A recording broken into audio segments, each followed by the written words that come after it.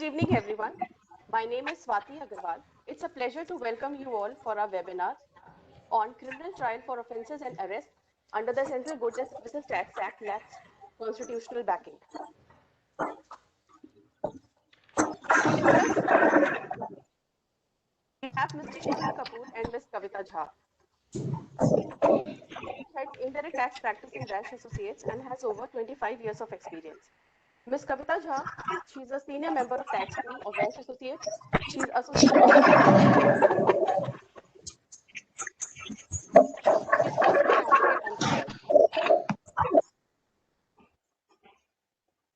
I now request Mr. Kapoor to share his thoughts over Section 132 and Section 69 of the CGST Act. Over to you, Mr. Kapoor.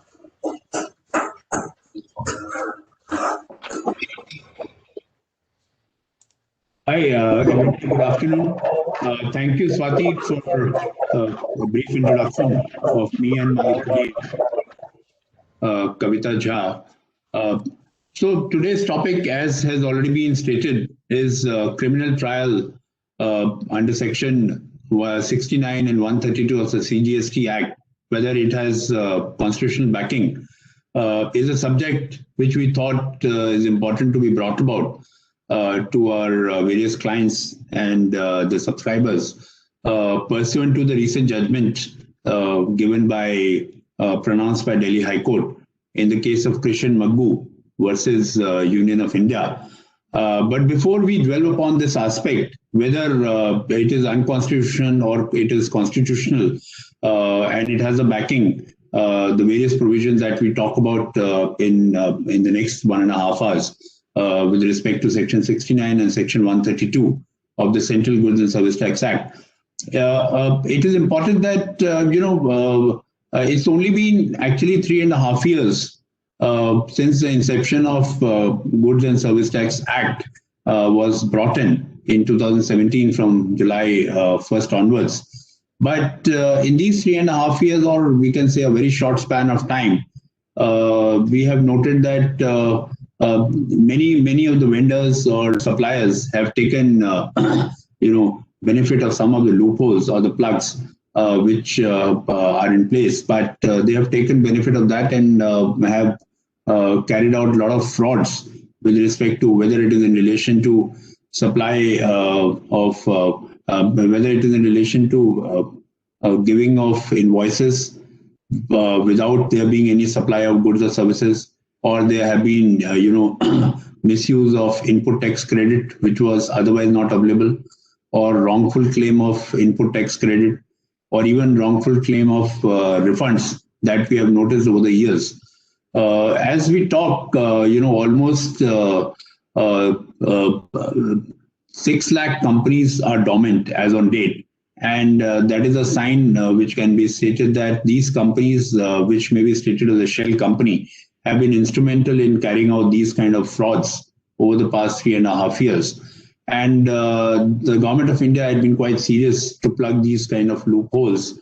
And in a very recent amendments, which was brought about in 2020, as late as December of last year, they tried to plug these loopholes which are otherwise rampant. And many of the companies or their authorized representatives have been taking benefit out of it. Though I would not say it is a benefit, it's fraud which has been carried out on the exchequer.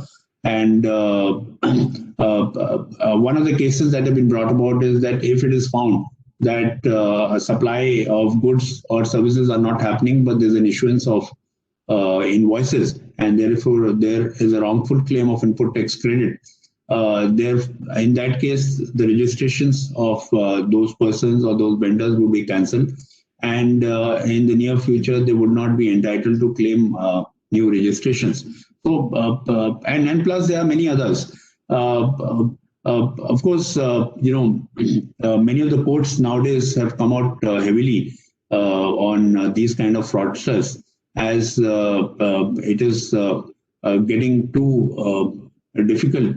And point is that all these frauds which are being committed in relation to input tax credit by taking a claim from A to B to C and Z. That is a chain. And so all the courts normally all across India are coming out heavily on these kind of fraudsters. Without taking much of the time, we shall ask, first of all, let me ask my colleague Swati Agarwal to take us through the various provisions, mainly Section 69 and then Section 132. Though Section 69 talks about power of arrest, and Section 132 talks about prosecution and punishment, though both are under different chapters of CGST and has different ramifications. And therefore, followed by my colleague Kavita Jha, who would take us through the constitutionality aspect pursuant to the judgment in Christian Magbu, and then I'll come in between for my comments. Thank you, and Swati, you can start with the provisions. Thank you, Mr. Kapoor. Section 69 of the Central Goods and Services Tax Act deals with pass to arrest. It reads as, where the Commissioner has reasons to believe that a person has committed any offence specified in Clause A or Clause B or Clause C or Clause D of subsection 1 of Section 132 is punishable under Clause 1 or 2 of subsection 1 or subsection 2 of the said section, he may, by order, authorize any officer of central tax to arrest such person. Where a person is arrested under subsection 1 for an offence specified under subsection 5 of section 132, the officer authorized to arrest the person shall inform such person of the grounds of arrest and produce him before a magistrate within 24 hours. Subject to provisions of the Code of Criminal Procedure 1973, where a person is arrested under subsection 1 for any offence specified under subsection 4 of section 132, he shall be admitted to bail or in default of bail forwarded to the custody of the magistrate. In case of a non-cognizable and bailable offence, the Deputy Commissioner or the Assistant Commissioner shall, for the purpose of releasing an arrested person on bail or otherwise, have the same powers and be subject to the same provisions as an officer in charge of a police station.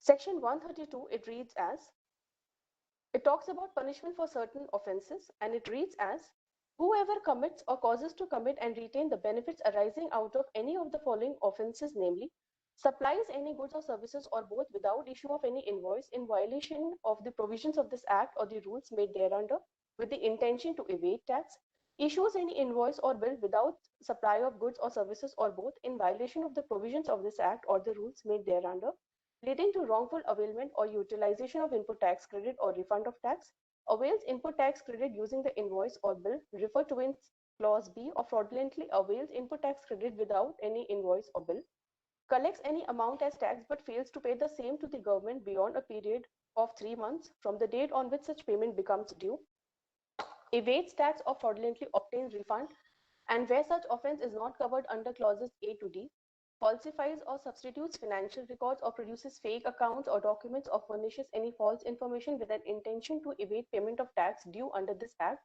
obstructs or prevents any officer in the discharge of his duties under this Act, acquires possession of or in any way concerns himself in transporting, removing, depositing, keeping, concealing, supplying, or purchasing, or in any other manner, deals with any goods which he knows or has reasons to believe are liable to confiscation under this Act or the rules made thereunder, receives or is in any way concerned with the supply of or in any other manner deals with any supply of services which he knows or has reasons to believe are in contravention of any provisions of this Act or the rules made thereunder, tampers with or destroy any material evidence or documents, fails to supply of any information which is required to supply under this Act thereunder, or unless with a reasonable belief the burden of proving which shall be upon him that the information supplied by him is true, supplies false information, or attempts to commit or abets the commission of any of the offences mentioned in clauses A to K of this section, shall be punishable. In cases where the amount of tax evaded or the amount of input tax credit wrongly availed or utilized or the amount of refund wrongly taken 100 lakh rupees with imprisonment for a term which may extend fine. In cases where the amount of tax evaded or the amount of input tax credit wrongly availed or utilized or the amount of refund wrongly taken exceeds 200 lakh rupees but does not exceed 500 lakh rupees with imprisonment for a term which may extend to 3 years and with fine. In case of any other offense where the amount of tax evaded or the amount of input tax credit wrongly availed or utilized or the amount of refund wrongly taken exceeds 100 lakh rupees but does not exceed 200 lakh rupees with imprisonment for a term which may extend to 1 year and with fine. In cases where he commits or abets the commission of an offense specified to in clause F or clause G or clause J, he shall be punishable with imprisonment for a term which may extend to 6 months or with fine or with both.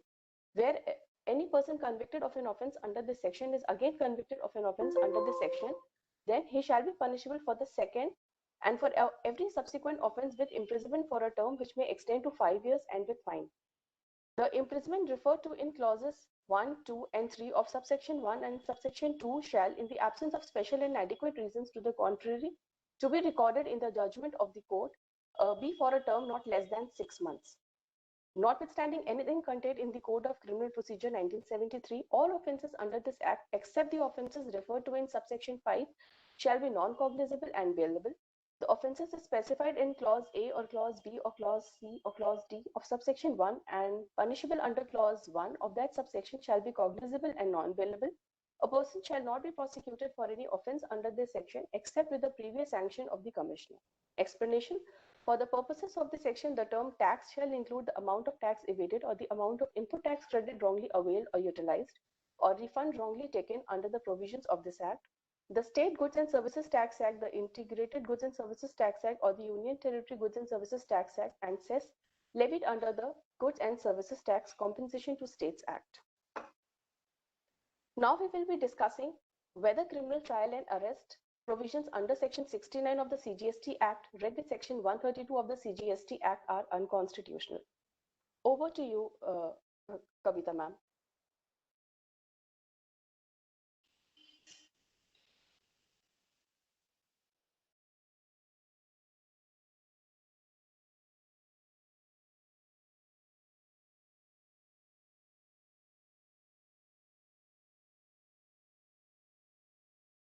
There seems to be some technical problem at Ms. Jha's end. In the meanwhile, I would like to request Mr. Kapoor to share his thoughts over the decision of Dhruv Krishnan Magoo and others versus Union of India. Am I audible, Swati? Hello? Yes, ma'am, you're audible. Yes. Thank you so much, Swati and Mr. Kapoor for setting forth today's agenda. Very good afternoon to everyone. We welcome all for today's webinar. We hope that you will find this webinar to be informative and it will be useful for the future. So we all are aware of the recent judgment of Delhi High Court in the case of Dhruv Krishnan Magoo versus Union of India, wherein the controversial provisions in the CGST Act that gives power to the authorities to arrest any person if there is reason to believe that he has committed tax evasion. Here, the word reason to believe is very important because reason to believe, we believe, is actually very subjective. You can't say per se that reason to believe can be opinion based. Unlike other economic laws, like for example PMLA, where reason to believe has to be in writing, it cannot be vague, it cannot be illusory, and then at least there is some safeguards which per se says that it cannot be opinionated in that sense. Even under Income Tax Act, the reason to believe for a reassessment proceedings, there are catena of judgment which says that it cannot be illusory, it cannot be vague. There has to be a nexus between your reason to believe and that escapement of tax. So for GST Act is concerned, the reason to believe here is it need not be in writing. If the CGST officer per se has a reason to believe that any person has evaded tax or he has availed wrong ITC or has availed a refund of ITC, then in all there are various. In fact, there are 21 offences which are there in the CGST Act. For any of the offences, if the officer has reason to believe, then the power of arrest can always be there, and he can always invoke that power. Now, the question before Delhi High Court, there were various angles on which the petitioner and the respondents had put their case before Delhi High Court. So, one of the basic fundamental finding which the Delhi High Court has given in this particular judgment was that, per se, if you talk about constitutionality of an enactment, then the presumption is always in favor of the constitutionality. It is presumed that when a parliament is legislating law, they are aware of its history, it is aware of its effect, And that's the reason it is presumed that law per se, the enactment per se, is constitutional. And it is very difficult, and it will rather, as from our personal experience also, when we are arguing matters before court, when you're talking about challenging constitutional bias, it is very difficult to say that a particular enactment or a law is unconstitutional, because there are many grounds on which you have to argue. You have to show that how this enactment per se is bad or unconstitutional, ultra-wise, and is not within the framework of the Constitution. It cannot be on an illusory ground. For example, I think that, for example, just an example, in fact, Delhi High Court has relied on various judgments. They have even relied on a very old judgment of Kishanlal Chhaganlal, which is a 1975 judgment, to say that, a remote possibility, because people have argued, petitioners have argued, that there is a remote possibility, even if it is not, if we can't see right now that there is a possibility of abuse, then there is a remote possibility that there can be abuse of such powers, and there are such threats. So in that situation, the court said that no, that remote possibility of abuse, or that if there is a vacuum, those grounds cannot be grounds per se to treat a particular enactment as unconstitutional. So the first fundamental basic principle which the court upheld was that the presumption of constitutionality is there. So CGST Act, the power to arrest under the CGST Act is constitutional. The second fundamental point which the court answered here was with respect to Article 246A. There was a lot of argument made on sections on Article 246A. The primary argument was that since Section 69 per se, when you're talking about is criminal in nature. So when you talk when the nature per se is of criminal nature, then you cannot say that it can derive its power under Article 246A. So the court have gone onto the history of 246A, and they have said that 246A, when you read 246A, you cannot say that they cannot legislate on GST laws. In fact, they have gone on to the extent to say that they can legislate on all laws with respect to GST. So 246A says that they have the power to legislate laws with respect to all respect to all GST laws. And the court have also said that even if you say that 246A, they have not drawn their power under 246A, then also, you can trace it to entry 1 of list 3, so that they had the power. So you cannot say it is without power, it is not having any power. That is the view which Delhi High Court has said so far 246A and 246 is concerned. And then they have also gone on the doctrine of pith and substance. The pith and substance doctrine they have evoked, and then they have said that whenever there is an enactment, you have to see the pith and substance. What is the reason? What is the basis of this enactment of CGST? It is the basis of enactment of CGST is to levy and collect CGST per se, and any power which is incidental or ancillary, like for example here the power of arrest and prosecution, these are ancillary powers. So you have to, by applying this doctrine of pith and substance, they said these are ancillary powers. So ancillary powers can always be there in entry 1 of list 3. So by invoking doctrine of pith and substance, that's how they've explained how 246A entry 1 of list 3, how they are getting that particular power. So power per se, they're saying you can't say it's not backed by. They definitely have power, and that power has been properly utilized, and they can use that. Then there was another point which the High Court agreed with was with respect to Gujarat High Court view. There's a judgment which has been heavily relied upon by the Delhi High Court, and if you can see, there's a paras and paras which have been reproduced in the judgment, which says about this is Vimal Yashwant Giri's judgment, and Vimal Yashwant Giri judgment is on the point that when you're talking about, for example, in a normal common parlance, if a particular person is arrested, so under CRPC, the provision are, the moment a person is arrested, then he has to be brought to the magistrate within 24 hours of his arrest. And then he also has to be told the reasons, the grounds for his arrest, that why is he arrested, right? Now they said Gujarat High Court view was that they are not obliged, like since they said that GST officers are not equivalent to police officers. So they are not obliged to lodge FIR. So you cannot equate them with a police officer. But But the other safeguards which are there under the CRPC, like telling or informing the accused the reason of his arrest, the ground of his arrest, and bringing him to the magistrate within 24 hours, those grounds are per se available. So they have relied on this Gujarat High Court view, and they said that since it is an interim stage, we are only, and peculiar facts of this case here was that the petitioners who were there before Delhi High Court, in fact, they had committed fraud and they had wrongfully availed ITC credit, input tax credit. So on those facts, court felt that it is a very preliminary stage.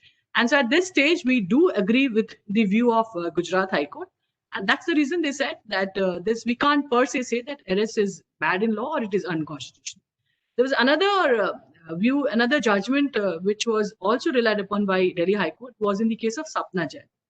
Sapna Jain was the case of which came from Bombay High Court. Bombay High Court actually had granted bail before arrest. It's a pre-arrest bail.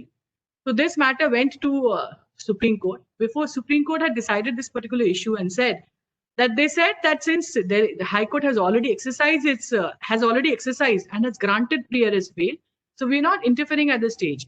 But then a sort of we can say a warning which was given to the courts. They said there's a clear categorical finding in Sapna Jain which said that recently we have passed a judgment against Telangana High Court. Telangana's High Court view was that you cannot grant bail. So the courts must keep in mind that particular judgment while granting bail. So that is the view which Sapna Jain per se had. So one has to, actually, one can, in fact, ask questions. Has Sapna Jain given its mind? So those questions will automatically come. Is the Telangana's view is the final view? Will bail not be granted? Or what are other parameters which can come? Those are the questions which will definitely come. And there's another point which the petitioner had taken in this matter was with respect to Article 20, Clause 3. Article 20, Clause 3 is with respect to self-incriminating material, inculpatory statements which you can make against yourself. So they have relied on various customs and FERA judgments to say that there are two, in fact, they have divided the stages. They said, like, for example, Custom Act, all of us are aware who are practicing on the indirect tax, that 108 of Customs Act deals with a summon, right? For example, if a summon is issued to you and you're called upon for various inquiries and investigation, so that is a summon stage. So in the judgments which the Supreme Courts have held in the context of Customs Act or FERA Act, they said at the stage when summons are issued to you, you are not an accused per se. So if you're not an accused, then the benefit of Article 20, Clause 3 is not available to you. So only after once you are an accused, then only you are not, then you can take a benefit of Article 23. But at a summon stage, when you are called upon, you are answering to the points, answering to those statements, then the 23 is per se not available. Which, according to us, if you really ask me, because there can be you can actually divide the stages at various levels. For example, there can be people who are availing ITC, there could be genuine people, and out of bona fide, they have availed ITC, or they have a point of view, and there's misuse by some people, they are being used by some people, and there can be cases where, for example, there's a wrong interpretation. They believe that, they are not supposed to pay GST. They have deducted GST. So could be number of cases wherein there are genuine people. So for them, when a summon is issued, and then possibly he's not that aware of the law per se, because GST law is also very new. So when you call him to his office and he tells you the entire story, because whatever has happened with him, he tells you. So in that situation, whatever statement he has given to you, because he's not equivalent to a police officer. So any statement which is given before a CGST officer is admissible in evidence under Section 25 of the Evidence Act. So whatever evidence you give before him, he can definitely use those evidence, those inquiries, those statements against you. So, that differentiation which has been made between the summon stage and finally when a show cause notice is issued to you and you become an accused, then you get a benefit of Article 23. I think this particular point can be argued a little more, and with examples and with cases wherein, there's how his statement has been used against him, and then that the benefit of 23 can be per se, we can say can be used by the accused person or the person who has been summoned in that sense. So I think to that limited extent, 23, I think according to my personal view, it's not been very correctly interpreted. So 23 can be, it is not a watertight, it's not a watertight judgment in that sense, vis-a-vis 23, because all the judgments which we are seeing here is in with respect of 108 stage. So that's not a question when you're per se arrested or you're treated as an accused. So there's a distinction vis-a-vis 23. So 23, we can say, yes, it is a more arguable point. That particular point needs to be touched upon more. There are views which can be both for and against. So for my view is concerned, that 23, I think, has not been rightly appreciated by Delhi High Court. So that is a stage, that is a place, that is a point which I think can be argued more. So that is the view which Delhi High Court has held. And I'm not going on the jurisdictional issue, because how in that particular matter this jurisdiction was given to the particular CGST officer, the court have held that it is a center who has the power, and ultimately it is north or south, doesn't matter. Ultimately, when you're deriving the power, you have the jurisdiction to try and arrest that particular person. So on the jurisdictional issue, it will depend on every facts and circumstances of the matter. So on jurisdiction per se, we can't say any law which has been given, but vis-a-vis the arrest is concerned, yes, they have said it's constitutionally valid. And then, well, at the end of there is a silver lining at the end, which says that at the time when the lower courts or the session courts are granting bail, they must, consider the various aspects, and no person's personal liberty should be jeopardized. And while granting bail, they should keep in mind, what particular peculiar and what for circumstances there before them. And per se, you cannot say that bail should not be granted to any person who is, involved in this kind of a case. So, so for Delhi High Court is concerned, of course, they have held against the constitutionality. But there is a recent Bombay High Court decision also, which is yet to come. But there also, the petitioners have challenged constitutional validity. Notice has been issued in that matter, and the matter is pending. So we can safely say that issue is not to rest here. It will definitely go to Supreme Court. And ultimately, Supreme Court will tell us that whether this particular power is under Section 69 and 132, whether it is valid, constitutional or not constitutional. So right now, safely, we can conclude now the Delhi High Court view is not the final view. It will definitely go to Supreme Court. And let's see what Supreme Court has to decide. Thank you so much, Swati.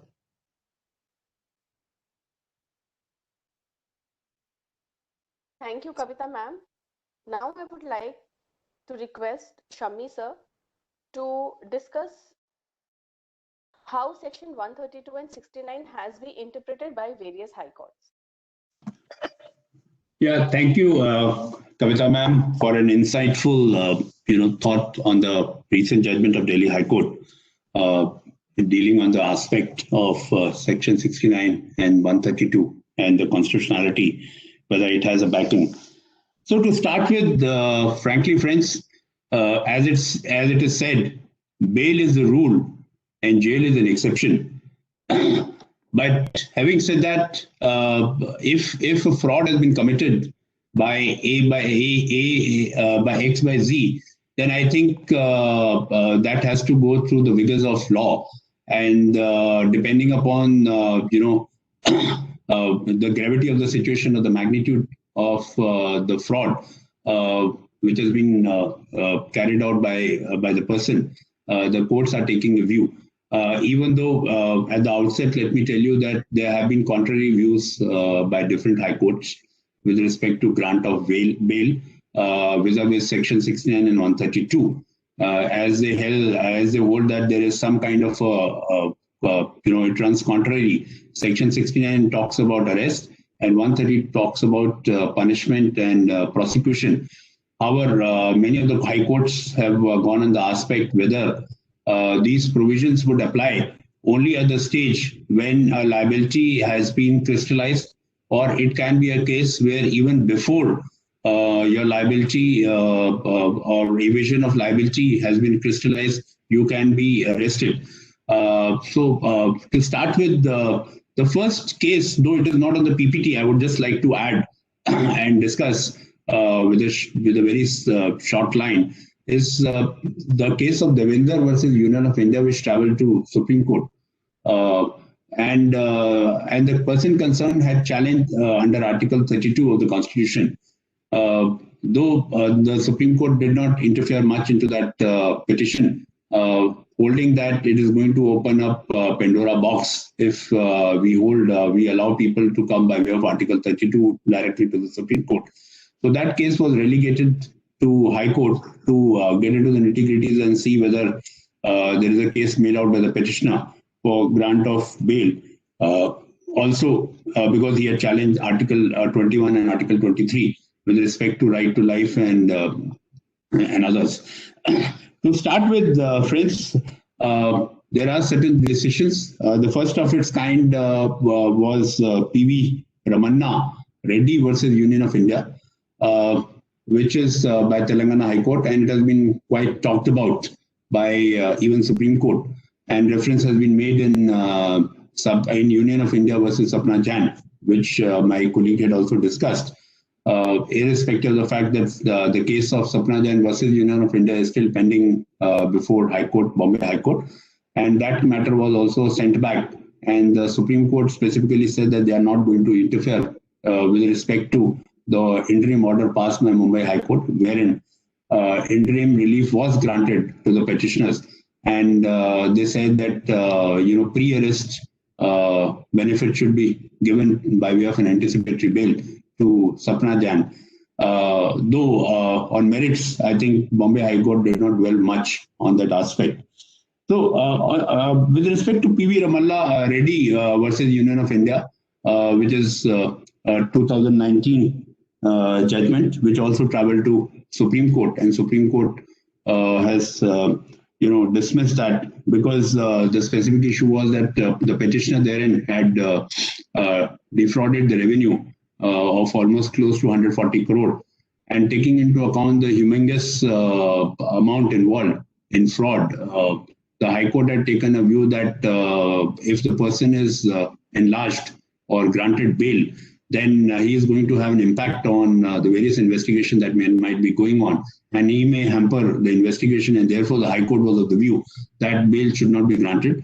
However, while dwelling upon these aspects, whether bail to be granted or not to be granted, they went and had gone through section 69, 1 of the CGST Act, and also section 132 of the Central Goods and Service Tax Act. Now, friends, if we really see section 132 of the CGST Act, it can be broken into two parts. 132.1, which has 4 limbs, A, B, C, D, which are the main, are the kind of offences which are covered under 132.5, which are actually cognizable and non-bailable. Whereas other offences which have been specified under 132 are cognizable, are non-cognizable and bailable. So then the High Court went on to the aspect of 69. 69.1 has two aspects, 69 subsection 1 and section 69 subsection 3. When they went into 69.1, they said they have a power to arrest. Now, power to arrest, they said, also has to be seen vis-a-vis the provisions of CRPC Act. The courts have held that these CTOs, central tax officers, who have given power by the commissioner to go and investigate and arrest these people, actually under CRPC they don't have the power. They are not like police officers. They are just officers of the government who have authority from the commissioner, and commissioner also only after having reasons to believe, as has been stated by Gujarat High Court and very well stated in that judgment, which I will deal later, has specifically said that the commissioner, before making up his mind, should have reasons to believe, and the reasons should not be just out of his whim and fancy. It should be a very strong reason to believe that this person needs to be arrested because there is a fraud which has been committed, and that fraud needs to be, and therefore he needs to be arrested, and then all these investigations need to be taken care of. Now, when you see 69 subsection 1, of course, it talks about power to arrest, undoubtedly, and High Court also in the case of Christian Magoo has specifically said that yes, they can go about it. But when you see subsection 3 of section 69, it runs contrary. And how do we say contrary is, you have to also see section 41 and section 41A of the CRPC Act. Section 41A of CRPC Act talks about that a person can be summoned and he can be called for, recording of the statement.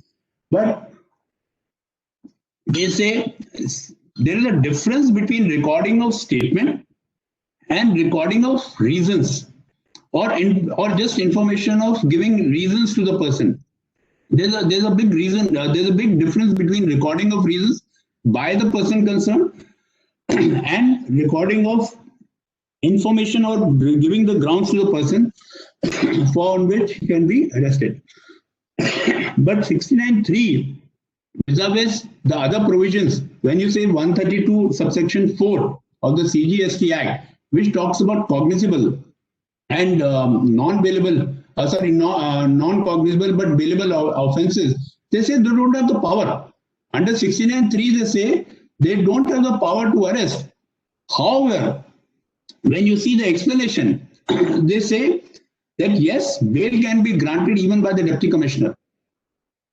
So there is a kind of a contrary provision which is going between 69(1) and 69 subsection 3, between a power to arrest, between 132(1) A, B, C, D, which are the main clauses or of offences which have been talked about, and the other sub clauses starting from E to K, which are another 8 sub clauses, under which can be said that these are all cognizable, non-cognizable and bailable expenses, bailable to the petitioner.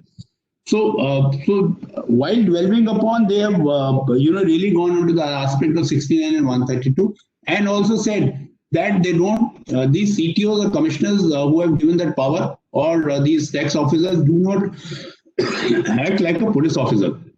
So therefore, the procedure has been set that within the time period when they are actually, after giving reasons, they have been arrested, they have to be produced to the magistrate within 24 hours, and the magistrate will have to take a call whether bail has to be granted or not to be granted to that person.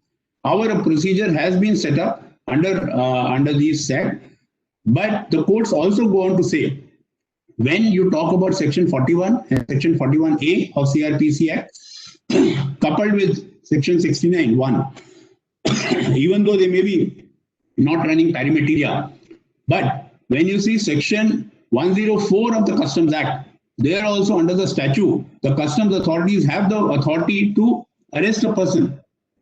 Again, they said that they are not police officers. So therefore, section 104 of the Customs Act and section 69(1) of the CGST Act are running pari materia to each other, and therefore they say they have a statutory right to arrest a person, but only if it is a non-violable offence which have been specified under section 132(1) A, B, and C, and D, which are those offences which have been specified in our slide as well. Next, friends, I shall touch upon another judgment of Odisha High Court, which is Amit Beniwal versus State of Odisha, in which case also the issue was raised whether bail needs to be granted after taking into account section 69 and 132, which are running contrary to each other, and whether they have a constitutional backing or not. Friends, frankly, the High Court have not dwelled much on this aspect, but however, giving a reasoning to this on this judgment,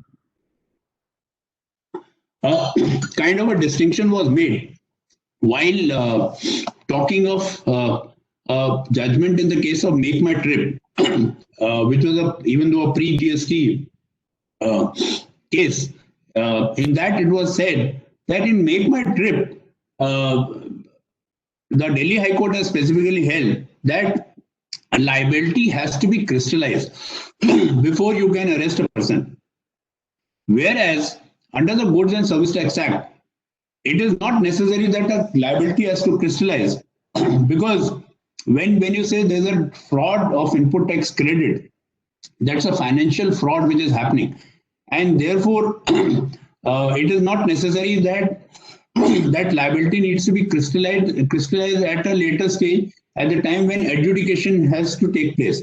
So therefore, this case of Amit Beniwal versus State of Odisha specifically stated that no, it cannot be said that only after adjudication a person shall be called for summoning, or he can be arrested only after that. So in that sense, I think this is one of the good cases to talk about from the revenue's perspective. However, this aspect, whether it has to be before adjudication or after adjudication, is a subject matter of litigation before various high courts, and therefore various high courts are taking a very different view. They are really interpreting it to the court. Some high courts have specifically said no, it is only after adjudication that section 69(1) and 132 shall come into play, whereas some of the high courts are taking the view no, contrary to that other high courts. And therefore, when the matter traveled to high court, to Supreme Court, in the case of Sapna Jain, there was a specific averment made by the judges that we are receiving contrary judgments, and therefore we shall be seized of this matter, and therefore these kind of matters shall be referred to a larger bench constituted of 3 judges. So friends, the other judgment that I would like to touch upon, which is a much talked about judgment, is the Gujarat High Court judgment in the case of Yashwant Giri Goswami, which is in 2020, and which has also been heavily relied upon in the Delhi High Court judgment in Dhruva Krishna case by Delhi High Court. In that case, friends, the Gujarat High Court, even though did not grant bail to the petitioner, but went on to that aspect that this concept of reasons to believe has to be strongly specifically mentioned, because they have noted in the past and in the previous other laws also, whether it is central excise or customs or even in a service tax era, they said that these reasons to believe have to be a very strong reasons.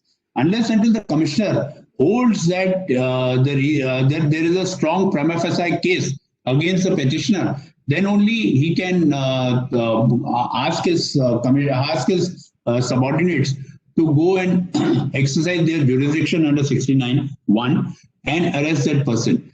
But while dwelling upon this aspect of reasons to believe, the Gujarat High Court heavily relied upon their own judgment, though it is in relation to Income Tax Act under section 148 of the Income Tax Act, Shah Brothers versus Union of India, which had laid down certain criteria as to what would connote reasons to believe. Though I would not like to much go into that aspect of reasons to believe, but it is said that it has to be strong.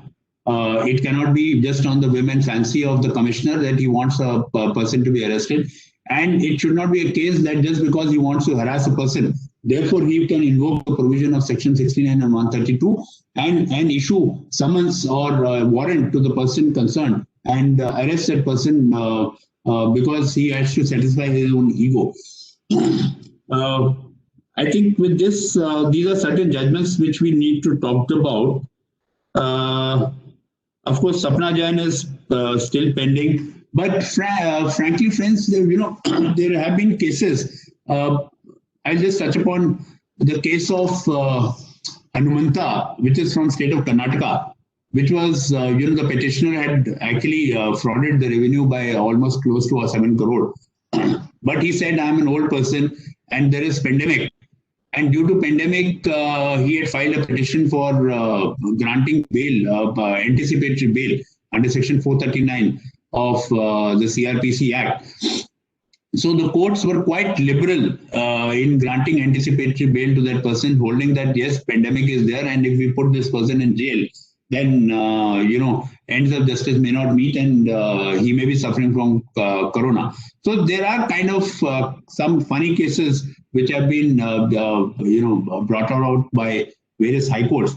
But in literal sense, I think many of the high courts are now taking a very strict view with respect to many of these fraudsters who have been defrauding the revenue, the exchequer at large.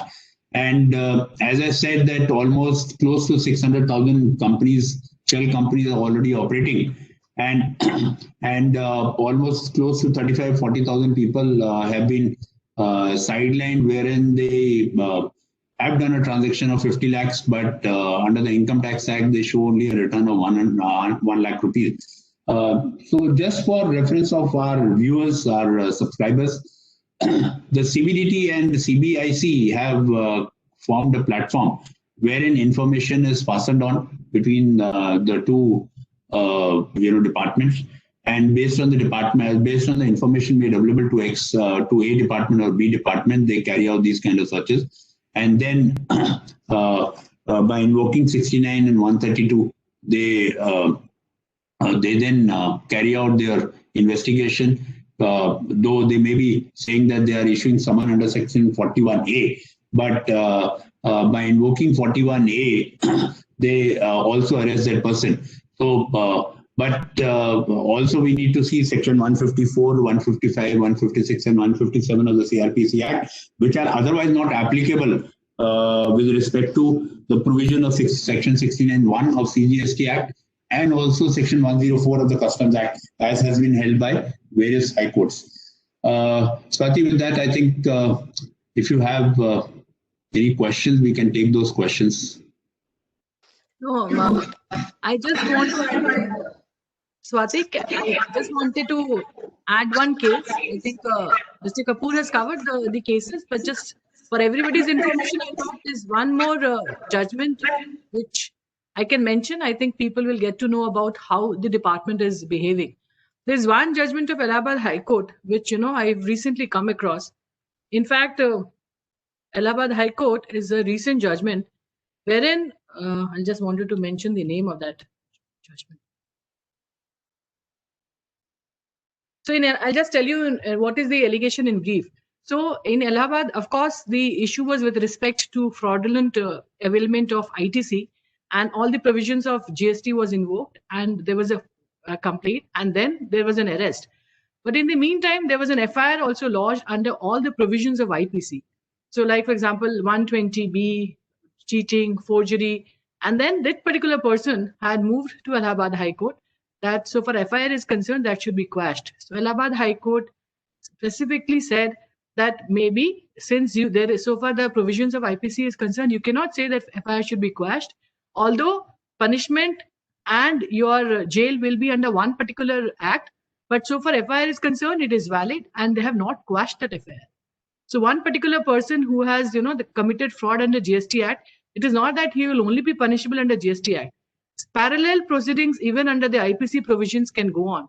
So that's what Allahabad High Court has recently held in the case of Govind Enterprise. So I'll share that judgment. We'll send that email so people can even see that case. So this is how the department is behaving nowadays. It's a very recent judgment of Allahabad High Court. Govind Enterprises versus State of UP. I thought I'll just bring to notice of everybody's benefit, so we know that how are we progressing. On the one side, what the department is doing, though they may be taking certain safeguards, but still, frankly, between the petitioners do go directly to the writ court and seek benefit under section 438 or 439 of CRPC, as the case may be, for an anticipatory bail, or maybe once they are arrested, maybe bail to be applied. But one of the main aspects that needs to be seen, whether those grounds for which he has been arrested have been made available to him. If not, then in that case also, bail can be granted easily, because you cannot arrest a person without informing a person what grounds. No, I think that safeguard is there. Yeah. That safeguard is there. Yeah. That's what Delhi High Court has specifically mentioned. That two safeguards which you're talking about, that the very anvil of justice, it is there, because once you're arrested, the person has to be given the reasons for why he's arrested, and number two, he has to be produced within 24 hours. They say this is sufficient to see that justice is being done and that you are not deprived of your personal liberty in that sense. Correct. So that's why Gujarat High Court actually came out very heavily upon that the safeguards that we are talking of, reasons to believe, and this grounds to be made available at the time of arrest itself. It should not be a case that he has been arrested and then after 24 hours before he is being produced for the magistrate, he's been made those grounds are made available to him. That should not be a case. And frankly, Gujarat High Court is one of the best judgments wherein they have said that there should be SOPs, stated as to what would be the reasons for arrest can be X, Y, Z. But how the officers have to behave, in what fashion, they cannot be just going out and just go and arrest a person without there being any reasons for that. The problem is with respect to the reasons to believe. Yeah. Because insofar CGST Act is concerned, you are not given the reason. Because when we are saying that yes, you have a suspicion, you have a doubt, you have an opinion that a person has evaded tax or he has wrongfully availed ITC or has taken refund, then the moment you feel it is more than 5 crores, because Act itself gives you the power to arrest, you'll go and arrest. And maybe later on, it has happened in many cases that you have issued him, because for example, a person for a restraint for a pre-arrest, then in that situation, one has to see the prima facie case, those conditions which are there. Per se, it is bad. You have to be granted bail. Like I think I agree with you that bail is a right, and bail is an exception.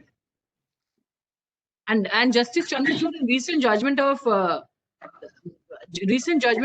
this Mr.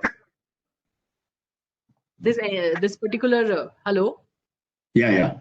Yes, recent judgment has held that personal liberties of a person is most important. The famous India wants to know the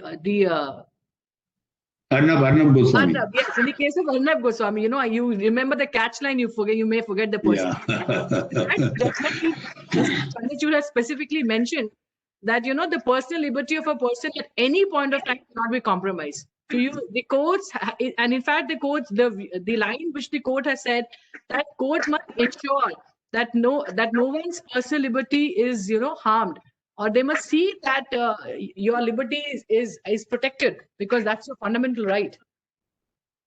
No, you are right, because even Gujarat High Court, that's why I'm just repeating the Gujarat High Court time and again, because that's a very, very highly reasoned judgment, which will go well with other high courts as well, and that has been relied heavily in Delhi High Court, which said that it is not, because once you arrest a person, it is not that you are arresting that person. If he is running a business and you are just arresting a person because of your women fancy or on just conjecture and surmises, that should not go well, because he will then close his business.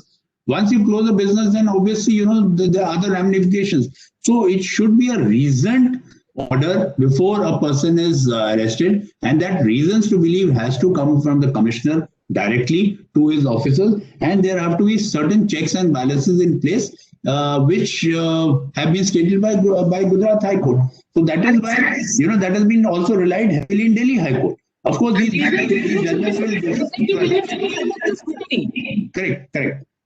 So these matters, obviously, once is finalized, then obviously these matters shall travel to Supreme Court as well. As I said, that Supreme Court has taken that various high courts are taking a contrary views on this aspect of 69(1) and 132, and more specifically between 69 subsection 1 and 69 subsection 3, which talks about cognizable and non-bailable, and non-bailable and bailable and non-cognizable offences. Although there is a classification which is there between 2 crores and 5 crores. Yes. There's a classification. If it is less than 2 crores, it is bailable. It is more than 5 crores, then it is non-bailable. Then all that points which are there and the conditions which are there, that has to be met. But so for this Delhi High Court is concerned, or the challenge before Bombay High Court is concerned, this is not going to rest here. So ultimately, Supreme Court will have to lay down the law, and they will actually, and I think there are a number of points which one can argue. So we can't say this is the final judgment and it's constitutionally valid. It has a constitutional backing. So definitely, Supreme Court will have its final view so far constitutionality aspect is concerned. Yes. So with that, I think as far as these judgments are concerned, of course, there are many other plethora judgments from various high courts, say, Calcutta High Court, Arvind Dutt, then Rajasthan High Court. So all the high courts have actually, because these fraud cases have really gone up above the roof for the government, and they are trying to plug these rules, plug these loopholes for these vendors, and are going to come out heavily in the year to come. But still, these judgments are going to travel from A High Court to Supreme Court, and we shall await the final judgment of the Supreme Court. Whether in a pre-GST scenario or in a GST scenario, how they would like to react. In a pre-GST, they said that evasion of liability has to be crystallized, whereas in a GST scenario, they say without a liability prior to adjudication, a person can be arrested. So that needs to be seen. Of course, it is violative of Article 21, 23. All that can be definitely been again come up before Supreme Court as well. After that, Devendra versus Union of India, which was relegated by Supreme Court, would go back to Supreme Court on this aspect again. And I think one more aspect I really feel very strongly about is Article 23. When you're talking about, when at the summon stage, when you have been issued a summon, you are not an accused. Definitely, I'm not an accused. Yeah. But when you call me by issuing a summon and you ask me everything, I may see. I don't disagree with the view that there are very fraudulent SSCs and they are availing and there are wrongdoings. But if there are 70%, even if we assume that 50% are wrong and 50% still can be innocent, genuine businessmen genuinely doing it, there could be wrong interpretation of GST law. GST per se is in a very nascent stage, and it's a paradigm shift from the earlier regime. So we can't per se, brush everyone with the same that everybody is tainted. So in that scenario, you are issuing someone, taking everything from that particular person. Even out of my innocence, if I say something, you will use everything against me. So that is why, so that is why when Section 41A was amended in CRPC, that was only in relation that a person can be called for, recording of his statement. But recording of his statement, if he's coming 1, 2, 3, 4 times and giving and is cooperating, then on that basis, you cannot make out a case that yes, he has to be arrested. Even though again, personal experience. Suppose if a person has not been correctly advised that you retract your statement, whatever you have given, because whatever statement you've given before a GST officer, it is all admissible under Section 25. If you don't retract from your statement, they are admissible. And by virtue of your statement, that is what the GST councils argue in courts. That look, it is in your own statement, you have agreed that this is what you have been doing. It could be a circular trading, it could be an accommodation entry, you could be doing it on a commission basis, could be anything. Out of my own volition or out of my own innocence, if I said something, those statements are being used against me. So these are not safeguards per se in that scenario. So that in that context, I said, Article 23, there are grounds, I think, which we can strongly argue. And again, the other aspect that is very important, reasons to be recorded and reasons to be informed. There's a vast difference between reasons to be recorded. When you're recording those reasons, you can be subjected to various other provisions of CRPC Act. But when you are being reasons to be informed, you're just being informed those grounds. You cannot be by any stretch of imagination, those CRPC provisions don't apply to you. It is coming out very clearly. Even though, officers like DRI or customs or many other officers under FEMA, they do have certain authorities of law, which is a statutory authority to arrest a person if a crime has been committed. But under GST, unless until there is a strong prima facie reasons to believe a person should not be arrested. That's our thought process. That's true. So I think we are almost close to Swati ma'am. Do you have any questions in the chat box or? Yes, Mr. Kapoor. We have received few questions. The first question for you, Mr. Kapoor, whether anticipatory bail application under Section 48 of CRPC and bail application under Section 439 of CRPC are invocable in cases of apprehension of arrest or arrest under Section 69 of the CGST Act. So yes, the candidly answer is yes. That's a straight answer.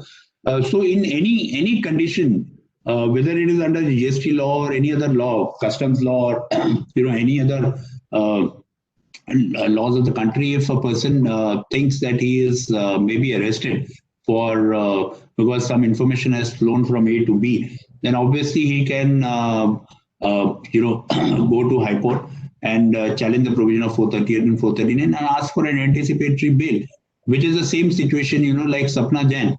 She was anticipating that, yes, she might be arrested. So she invoked 438 and 439, went to High Court, and High Court of Mumbai High Court was pleased to grant that interim relief for pre-arrest.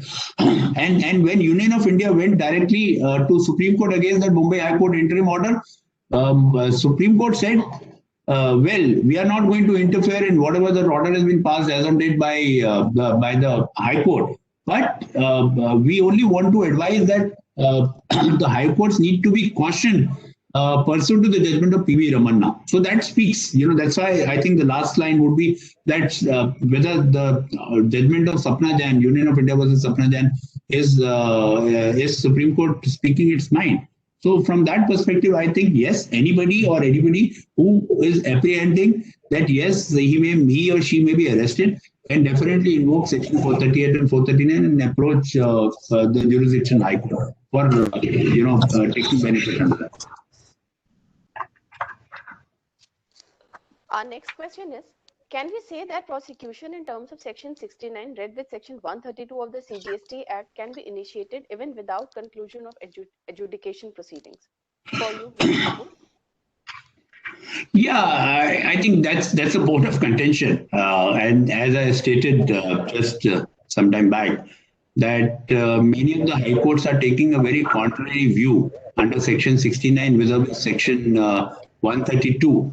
In fact, the first line starting in P.V. Ramanna, which is a Telangana High Court judgment, has said there's a kind of an incongruity between section 69 and 132. In as much as, many of the laws, which is the pre-GST laws, were talking of that there has to be an evasion of liability or crystallization of liability, then only you can be arrested. But in this kind of in a GST scenario, between 69 and 132, you can still be, without there being any proper adjudication or show cause notice and finalization of your first level of adjudication, you can still be, arrested.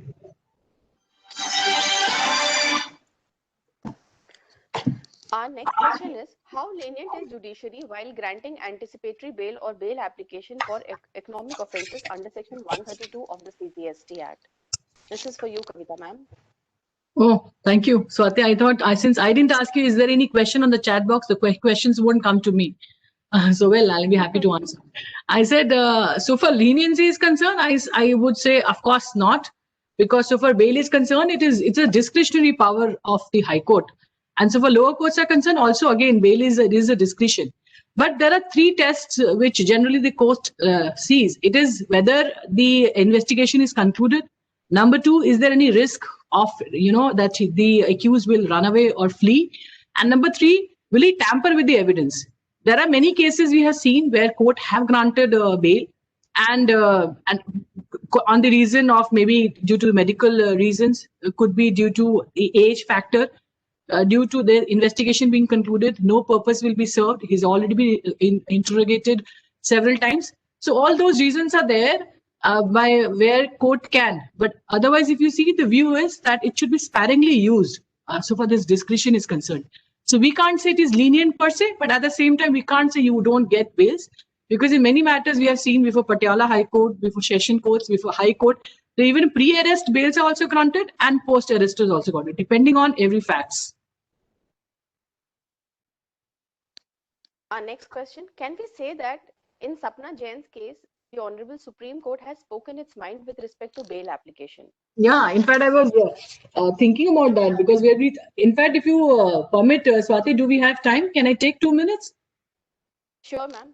Yeah, I in fact wanted to read that particular paragraph 48 of Delhi High Court, wherein, specifically they are talking about spoken its mind. So just allow me to read this para 48 for everybody's benefit, that how the court, because we have also used twice or thrice spoken its mind, So let's understand how Delhi High Court has actually interpreted the words spoken its mind. So they said that no coercive orders relied upon by learned counsel for the petitioners are ad interim orders. It is relevant to point out that Supreme Court in Sapna Jain has spoken its mind and clarified that High Courts, while entertaining request for grant of pre-arrest bail, shall keep in view that the facts that Apex Court by order dated such and such has dismissed SLP filed against judgment and order in Telangana High Court. Then it is important to see, what Telangana High Court has actually done. And then they have extracted the Sapna Jain's order of Supreme Court. So what Telangana judgment is concerned, because Telangana view is the view which the Supreme Court has said that the courts must keep in mind while passing orders. Telangana's view is, I'm just reading the operative portion. However, the proposition of law could be culled out from the aforesaid decisions can be summed up as follows. That officers under various tax laws such as Central Excise are not police officers to whom Section 25 of the Indian Evidence Act would apply. That the power conferred upon the officers appointed under various tax enactments for search and arrest are actually intended to aid and support their main functions of levy and collection of taxes and duties. That a person against whom an inquiry is undertaken under the relevant provisions of the tax law does not automatically become a person accused of an offence until prosecution is launched. That these statements made by a person in the course of inquiries under the tax laws cannot be equated to statements made by a person accused of an offence, and that as a consequence there is no protection for such person under Article 23 of the Constitution, as a person summoned for inquiry are not the persons accused of any offence within the meaning of Article 23. So now the last paragraph. All of the above, despite our finding that the writ petitions are maintainable, and despite our finding that protections under sections 41 and 41 may be available to persons said to have committed cognizable and non-bailable offences under this Act, and despite our finding that there are incongruities within section 69 and 132 of CGST Act, we do not wish to grant relief to the petitioners against arrest. So this was what the Telangana High Court has held. They have taken note of all the incongruities within the provisions. Still, they have not granted bail. So the Supreme Court has said that's the reason the word has been used, has spoken its mind, has said that Telangana's view must be kept in mind while granting bail. So this is how the Revenue Council is using this case whenever a bail matter is being argued. Do I satisfy the question, Swati? Yes, ma'am. Thank you. Yes, I agree with whatever you have read the operative part. But again, depending upon many of the courts, they take different views, irrespective of the fact that Supreme Court has specifically said that while granting bail in aspects of taxation, be it central excise or customs, or be it GST law, which is a newly evolving law. Many factors need to be taken into account. So one of the main factors is whether he's going to tamper with the evidence, whether he's going to run away, whether he is cooperating or not. All those factors are to be very, very important factors. But having said that, I think the aspect which is going heavily against these petitioners are because they have defrauded defrauded the revenue to almost more than 100 crores in almost all these matters.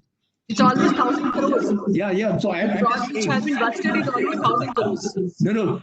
So every day there is news clipping that yes, there is a fraud which has been detected by GST evasion, anti-evasion authorities. So every day, there are these cases. But having said that, whatever petition these are going, whether to high courts or directly to Supreme Court thereafter, are all those cases in which frauds have been committed to more than 100 crores. So that is what the high courts are taking a view, that these kind of people do have the authority to tamper with evidence or destroy the evidence, and therefore they say that it is best that they should not be enlarged, they should be put behind the bars, irrespective that a case has been made out that yes, between 69 and 132 there's an incongruity between these two sections. And if you would see, Delhi High Court has in fact, has said that so far this tax collection mechanism is concerned, this has been converted into a disbursement mechanism as if there is a subsidy. So on a facts of that particular case which was there before the court, they said how they have availed And in fact, it has no more remained a tax collection mechanism. It has become a disbursement mechanism. So that's the reason which was weighed very heavily with the Delhi High Court. Yeah. So that's a subsidy scheme which the petitioners were getting. Yes. So subsidy scheme has been now said to be a disbursement scheme. That is what has been held very categorically by Amit Beniwal judgment in the state of Odisha. That is coming out in one of the operative part of the judgment, where they say, it is not just a simple case of 132, 1A, B, C, D. They may be falling under one of those categories. But having said that, a fraud has been committed and a channel has been made out. They are rather using the word cartel. It's a cartel which has been created by these people, and therefore, if we have put them on large or we grant them bail, then definitely they are going to hamper these investigation. And we need to give. It is a case where we need to really show people that yes, we are coming out heavily on these kind of people. Can't be granting bail to them left, right, and center. And in fact, Delhi High Court has taken note of the statements of the accused, where they have actually accepted that it's a paper entity or it's a circular trading or the goods have never been made or supplies have never been made. In fact, it is all in the papers. So when you have these kind of facts before you and you're accepting in your statement, then definitely you cannot think of getting a bail. No, I understand. And basically, frankly, 132 1B, that is very important. Many people are using that line only, that there is, evasion of tax. How? By only supplying, without supplying any goods or services or both, only there is, trail of invoices. And those are all fake invoices. And those fake invoices are through those shell companies, which do not have any outward liability. And they're just trying to pass on that input tax credit. And then in turn, that input tax credit is taken by from A to B, B to C, C to D. And that's a chain. And the tax doesn't go to the government. Complete chain. It's a complete chain. So that's why they said, Odisha High Court very categorically said that it's a cartel.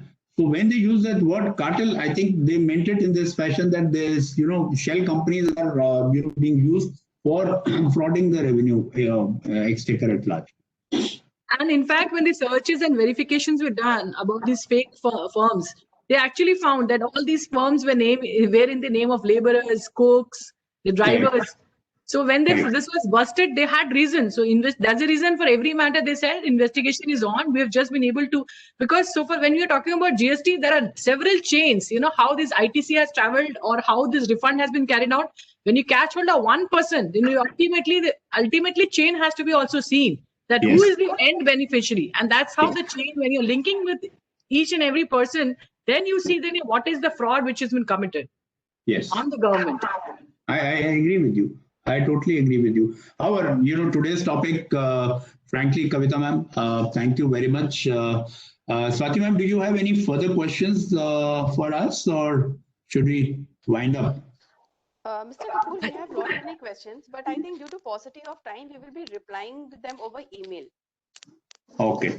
So thank you all, friends. Thank you especially Kavita ma'am, Swati ma'am, Varaniam, for putting their effort in making this presentation happen. And I just want to say that, GST being a new, just a very nascent law, just been 3.5 years since its inception, we shall be seeing a whole lot of other issues which will now travel to different high courts and then Supreme Court.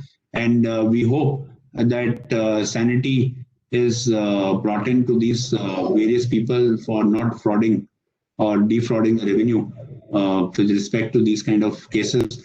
However, on the professional front, I think it's always good to have you all to discuss the various nuances of the judgments under the newly enacted GST law. Thank you, friends. Thank you all, Kavita ma'am, especially to you, and Swati ma'am, to you. Thank you so much. I also want to say thanks to everyone. I have personally enjoyed this session thoroughly. So thanks a lot. Thank you so much.